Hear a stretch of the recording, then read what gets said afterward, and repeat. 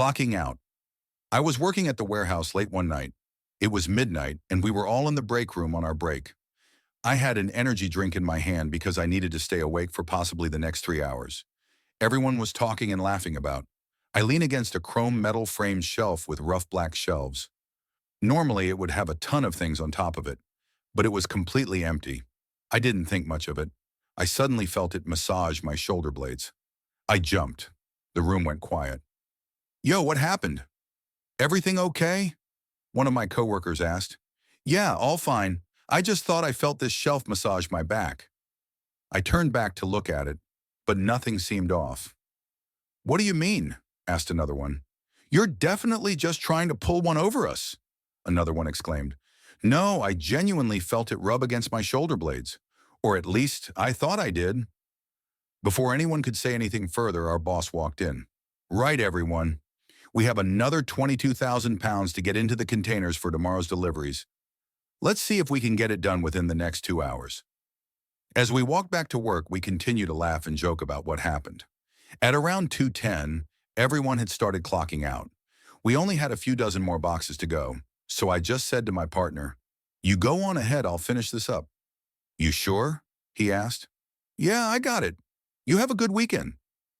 So he clocked out and left, and I was the only one left in the warehouse. When I was finished with my container, I jumped down off the deck to go to the clocking machine.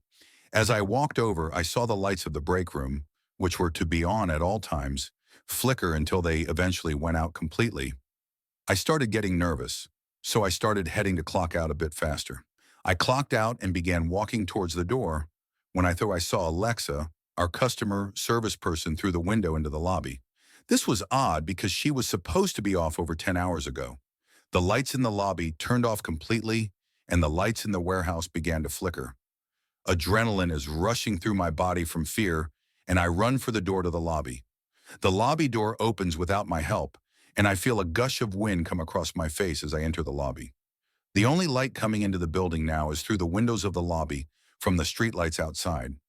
I see that it is pouring outside. I look toward the desk to see that Alexa is still there on her phone. Alexa, what are you still doing here? I asked.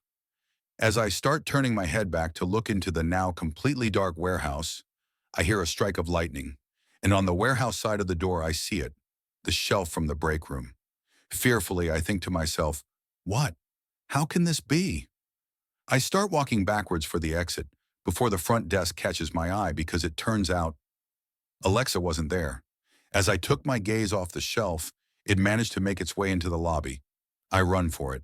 As I get out into the pouring rain, I see there is not a single car in the parking lot, not even mine. I look back to the door. Now I guess it's just me and the shelf.